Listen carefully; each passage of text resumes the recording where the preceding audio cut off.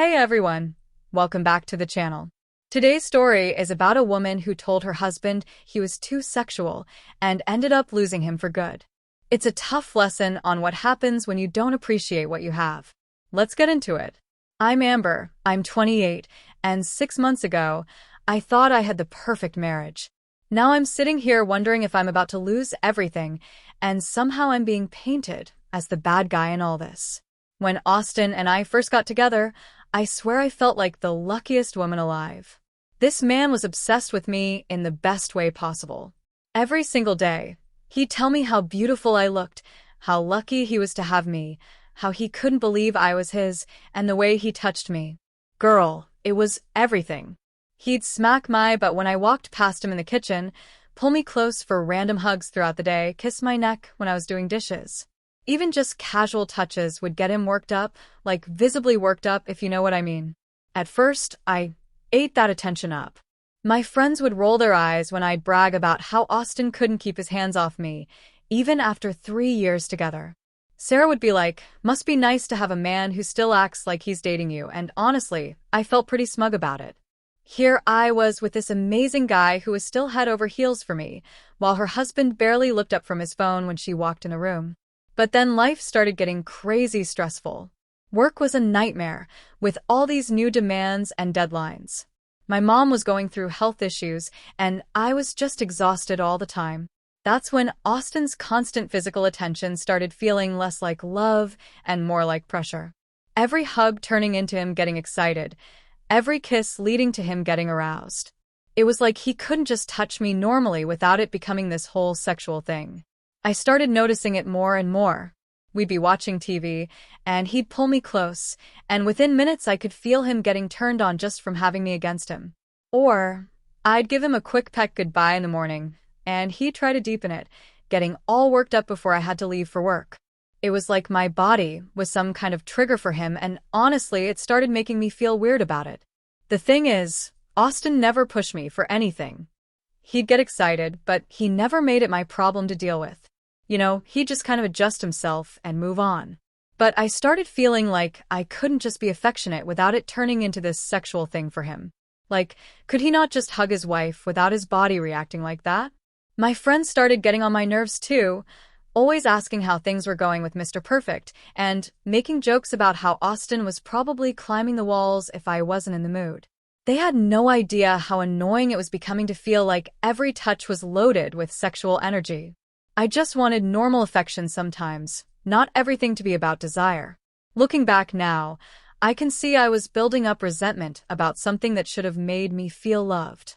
But at the time, especially when I was already stressed about everything else, it felt overwhelming. I started pulling back a little, not reciprocating the touches as much, trying to create some space. But Austin didn't seem to notice my signals. He kept being the same affectionate, physically responsive husband he'd always been. I convinced myself that he should be able to read my mood better, should know when I needed just comfort and not sexual energy. But I never actually told him that. I just expected him to figure it out somehow, and when he didn't, I got more and more frustrated. The stage was set for everything to blow up, and I had no idea how bad it was about to get. So there I was, already wound up tight from weeks of feeling like Austin couldn't touch me without getting turned on. When everything finally exploded, it was a Tuesday night, and I'd had the worst day at work. Everything that could go wrong did, and I came home just wanting to decompress and maybe watch some mindless TV with my husband. Austin could tell I was stressed the second I walked in. He's always been good at reading my moods, which usually I love about him. He made me dinner, didn't ask too many questions about my day, just let me vent a little while we ate. After dinner, I was sitting on the couch still feeling tense, and he came over and started gently massaging my shoulders. It felt good at first, really good. His hands working out the knots in my neck and shoulders, and I was finally starting to relax. But then, he leaned down and started kissing my neck softly, his hands moving to caress my arms. Within maybe 2 minutes, I could feel him pressed against the back of the couch, and yeah, he was getting aroused again. Something inside me just snapped. All that built-up frustration and irritation came pouring out, and I whipped around and said, "You always sexualize me, and it's disgusting."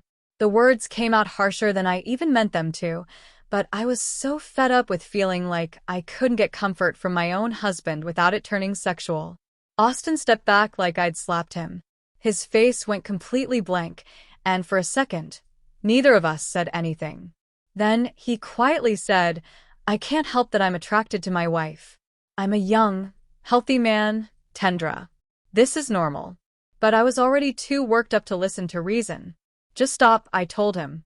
"It's irritating. I can't even get a normal hug from you without you getting all worked up. It's like you can't touch me without making it about sex." Austin looked hurt in a way I'd never seen before. "I don't make it about sex," he said quietly. "I just can't control how my body reacts to being close to you. I've never pressured you or made it your problem to deal with," and he was right. He never had, but I was too defensive and too frustrated to admit that. Instead, I doubled down. "Well, figure it out," I said. "It's gross, and I'm tired of it." Austin just stared at me for a long moment, and I could see something changing in his expression. Not anger exactly, but like he was processing something painful. "Okay," he said finally. "I understand." Then he went to bed without another word. I sat on that couch feeling justified, but also kind of sick to my stomach. Deep down, I knew I'd been cruel. Austin had been showing me love and desire in the only way he knew how, and I'd called it disgusting. But I was too proud to go apologize, and honestly, part of me felt relieved that maybe now he'd back off a little. I had no idea I'd just set off a chain reaction that would destroy everything good in our marriage. Austin wasn't the type to fight or argue back. He just took what I said and decided to protect himself the only way he knew how. And that protection was going to hurt me more than I ever imagined. That night, he didn't try to cuddle me in bed like he usually did. He stayed on his side, and when I woke up in the morning, he was already up and getting ready for work. No good morning kiss, no lingering hug before he left. Just a polite "have a good day," and he was gone. I told myself it was temporary, that he was just processing what I'd said. But looking back, that was the moment everything changed between us. I'd rejected the core of how he showed love, and Austin, being the man he was, decided to respect my wishes in the most literal way possible. The change was immediate and absolute. Austin went from being the most physically affectionate husband I knew to barely touching me at all. No more random hugs throughout the day, no more playful but slaps in the kitchen, no more pulling me close on the couch while we watched TV. He'd give me a quick peck goodbye in the morning if I initiated it, but there was no lingering, no deepening of the kiss. Nothing that might lead to him getting aroused and disgusting me. At first, I felt relieved. Finally, I could just exist in my own house without feeling like every interaction was charged with sexual tension. I could hug my husband without him getting turned on, could cuddle on the couch without his body responding. It's exactly what I thought I wanted, but by the end of the first week, something fell off. I was doing dishes one evening, and Austin walked past me to get something from the fridge. Normally, he would have squeezed my waist or smacked my butt, or at least said something flirty. Instead, he just said, "Excuse me," and went about his business. It felt so formal. Like we were roommates instead of married. When I tried to bring it up, asking why he'd stopped being affectionate, Austin's explanation was so logical, it made me want to scream. "You said my physical responses were disgusting," he said calmly. "I don't want to risk getting aroused and making you uncomfortable again." I argued back that it was impossible for him to show me affection without getting excited, trying to point out how ridiculous he was being. But Austin just shrugged and said, "It happens naturally when I'm close to you. Since I can't control it, the only solution is to avoid situations where it might happen." The worst part was how reasonable he sounded. Like he'd thought this through and decided this was the most logical way to handle my complaint. But it wasn't what I wanted at all. I wanted him to find a way to be affectionate without the sexual response, not to just stop being affectionate altogether. "So you're just going to punish me forever because I asked you to tone it down?" I asked him one night after he politely declined to cuddle while we watched a movie. "I'm not punishing you," he said, not even looking at me. "I'm respecting your boundaries. You made it clear that my physical responses make you uncomfortable, so I'm making sure that doesn't happen anymore." I could hear the hurt in his voice, even though he was trying to sound neutral, and that's when it hit me that maybe I'd gone too far. But instead of apologizing, I got defensive. Why should I have to apologize for asking my husband to control himself? Why was I the bad guy for not wanting to feel sexualized every time he touched me? But the thing is, I was starting to miss feeling desired. I missed the way Austin used to look at me like I was the most beautiful woman in the world. I missed feeling wanted and attractive and irresistible to my own husband. Now he looked at me the same way he looked at anyone else. Polite, respectful, but without that special spark that used to make me feel so special. I started trying to initiate more, hoping to spark some of that old passion. But Austin would respond just enough to not reject me completely, then pull back before things could get too heated. It was like he was keeping himself on a tight leash, and I hated it. 3 months in, I was feeling more unwanted than ever before in our marriage. I'd get dressed up, hoping Austin would compliment me, but he'd just say I looked nice, in the same tone he'd used to comment on the weather. I'd try to be flirty or suggestive, but he'd just smile politely and change the subject. The irony wasn't lost on me. I complained about feeling sexualized, and now I felt completely desexualized. Austin was treating me exactly like I'd asked him to, like someone he could touch without any sexual response, and it was making me miserable. By month 4, I was going crazy. Austin had turned into this polite, distant version of himself, and I was starting to panic that I'd permanently broken something between us. He still did nice things for me, still helped around the house, still asked about my day. But it all felt so surface level, like he was going through the motions of being a good husband without any of the passion or desire that used to drive those actions. I tried everything to get a reaction out of him. I'd wear his favorite outfits, cook his favorite meals, suggest watching movies I knew he liked, but Austin had apparently mastered the art of appreciating me without getting aroused by me, and it was driving me insane. How is this the same man who used to get turned on just from seeing me in his t-shirt? The worst part was how calm he was about everything.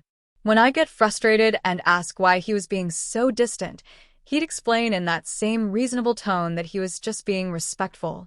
When I'd point out that we barely had any physical intimacy anymore, he'd remind me that I'd called his natural responses disgusting, so he was trying to avoid that. But I didn't mean you should just shut down completely. I finally exploded one night after he'd politely declined to take a shower with me, something that used to be a regular fun thing for us. Austin looked at me with these tired eyes and said, "I don't know how to want you the way I used to without my body responding the way it always has. You can ask me to desire you, but not show that desire." So I chose not to put either of us in that position. I wanted to shake him. This wasn't what I'd asked for. I'd wanted him to control his physical responses, not eliminate them entirely by shutting down his desire for me. But every time I tried to explain that, he'd point out that he literally couldn't control those responses. That's how male bodies work. Around month 5, Austin had to go on a work trip for 6 days. Normally, I would have missed him like crazy, and he would have called me every night wanting to talk for hours. This time, our conversations were brief and polite. He'd ask about my day, tell me a little about his meetings, and then we'd say goodnight. No flirting. No, I miss you. No talking about how much he was looking forward to coming home to me. When he got back, something was different. Not just the same distant politeness he'd been showing me for months, but something else. He seemed more thoughtful, more settled in some way, like he'd figured something out while he was away. I tried to welcome him home the way I used to, with hugs and kisses and excitement about having him back. But Austin responded the same way he'd been responding to everything. Politely, briefly, without any real enthusiasm. It was like hugging a stranger who was trying to be nice to me. That's when the Rayal Panic set in. I'd been telling myself that this was temporary, that eventually Austin would get over his hurt feelings and things would go back to normal. But looking at him after that trip, I realized this might be who he was now. This polite, distant man who treated me like a roommate he was fond of, but not passionate about. I started wondering what had happened on his trip. Had he met someone? Had he finally realized he was happier without all the drama I'd been putting him through?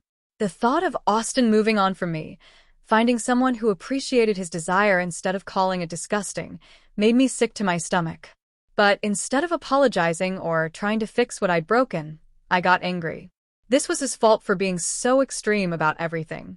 Normal people would have found a middle ground, not just shut down completely. He was punishing me, and now he was probably thinking about other women who wouldn't call his attraction disgusting. I had no idea how right I was about that last part and how much worse things were about to get. 2 days after Austin came back from his business trip, my world completely fell apart. We were having dinner, one of those polite, surface-level conversations we'd been having for months, when Austin suddenly put down his fork and looked at me with this serious expression. "Tendra," he said, "I don't think we're sexually compatible anymore. Maybe we should consider separating." I literally choked on my food. "What?" I managed to get out once I stopped coughing. "Where is this coming from?" Austin was quiet for a moment, like he was choosing his words carefully. "Our intimacy dropped to almost nothing after you told me my attraction to you was disgusting. I've been thinking about it a lot, especially while I was away, and I don't think this is sustainable for either of us." "But that's not what I meant," I said, panic rising in my chest. "I just wanted you to tone it down a little, not stop completely." "I can't tone down something I can't control," Austin replied, "and I can't live in a marriage where my wife finds my desire for her disgusting. It's not fair to either of us." That's when he dropped the real bomb. He told me about his business trip, about how one evening after a work dinner some of the colleagues had gone to a bar. There was this younger woman there, maybe mid-20s, who had started flirting with him. Nothing inappropriate happened. He was clear about that, but the attention had made him realize something. "I haven't felt wanted in months," he said quietly. "This stranger showed more appreciation for me in one conversation than you have since you called me disgusting, and that's when I realized how unhappy I've become. I felt like I was going to throw up." "So you want to leave me for some random girl at a bar?" "No," Austin said firmly. "I want to leave because I deserve to be with someone who doesn't find my attraction to them revolting. Someone who appreciates being desired instead of calling it gross." I started crying then. Ugly, desperate tears. "I never said you were revolting. I was just stressed and overwhelmed. You're blowing this way out of proportion." But Austin wasn't buying it anymore. "You said it was disgusting, Amber. You said it was irritating and gross. Do you have any idea what that did to me?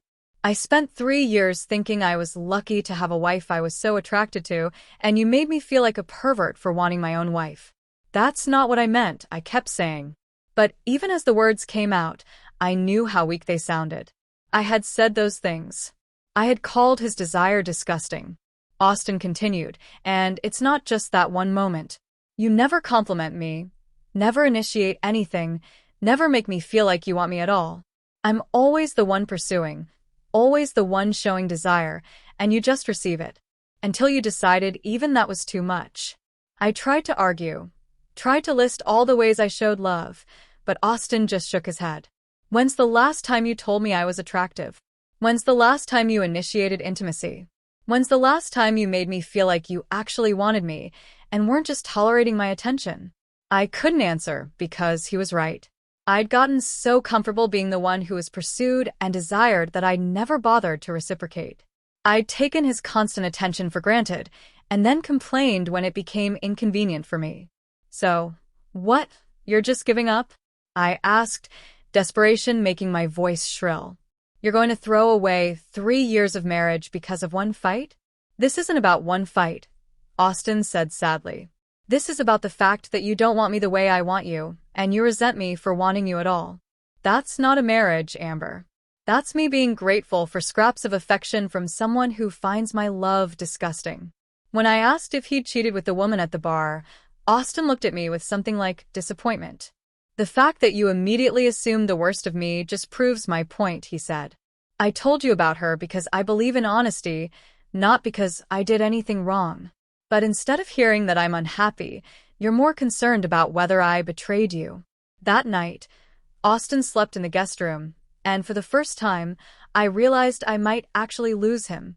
Not to another woman, but to my own selfishness and inability to appreciate what I had. But even then, even facing the destruction of my marriage, part of me still thought he was overreacting. Part of me still thought this was his fault for being too sensitive about one comment I'd made during a stressful time. I had no idea how much worse things were about to get, or how completely I was about to lose everything I'd taken for granted. The next few weeks were a nightmare that kept getting worse. Isnt wasn't just threatening to leave, he was actually doing it. He started sleeping in the guest room permanently, talking to lawyers, looking at apartments, and the worst part was how calm and determined he seemed about all of it. I tried everything to get him to reconsider.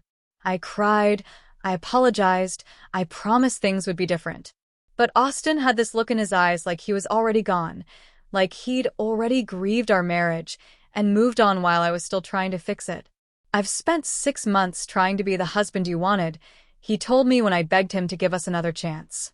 "Someone who could show you affection without desire, who could love you without wanting you. And you know what I learned? That's not love. That's just going through the motions." I started stalking his social media like a crazy person, looking for signs of the woman from the bar or any other woman. What I found was worse than infidelity. Isnt had been reconnecting with old friends, taking up hobbies I'd gradually discouraged him from, going to therapy. He was becoming this confident, happy version of himself that I barely recognized. My friends started asking questions when they noticed Isnt wasn't around anymore. When I tried to explain what happened, making myself sound like the victim, I could see them exchanging glances. Sarah actually said, "Wait, you called him disgusting for being attracted to you? Amber, that's really harsh." Even my own friends were taking his side. They remembered all my complaints about Isnt being too affectionate and always getting worked up, and now they were looking at me like I was insane for destroying that. Do you know how many women would kill to have a husband who's still that attracted to them after 3 years? My friend Lisa asked. But the real punch to the gut came when I found out through mutual friends that Isnt was dating someone. Not the woman from the bar. Someone new he'd met through his therapy group. A 26-year-old teacher who apparently thought Isnt was amazing and wasn't shy about showing it. I drove past the coffee shop where I heard they liked to meet, and I saw them together. Isnt looked happy. Really, genuinely happy in a way I hadn't seen in months. He was smiling and laughing, and when she touched his arm while talking, he didn't pull away or seem uncomfortable. He leaned into it like he was starving for that kind of affection. That's when it hit me what I'd really lost. Not just a husband, but a man who had loved me completely and openly, who had made me feel like the most desirable woman in the world. I'd had someone who couldn't keep his hands off me after 3 years of marriage, and I'd thrown it away because it was occasionally inconvenient. I tried to reach out to Isnt one last time, showing up at his new apartment with a long letter about how sorry I was and how much I'd learned. But Isnt just looked tired when he saw me. "Amber," he said gently, "I'm with someone now who makes me feel good about wanting her. Someone who tells me I'm attractive and initiates intimacy and doesn't make me feel like a creep for being turned on by my own girlfriend. I can't go back to feeling ashamed for desiring the person I'm with. But I can change," I insisted. "I know I messed up. I can be better." Isnt shook his head. "You had 6 months to change while I was begging you to work on us through my actions. Instead, you just got angry that I wasn't pursuing you anymore. Even now, you're not really sorry about what you said. You're just sorry about the consequences." And he was right. Even as I stood there crying and apologizing, part of me still thought he should have handled my criticism better, should have found a way to make me happy instead of shutting down completely.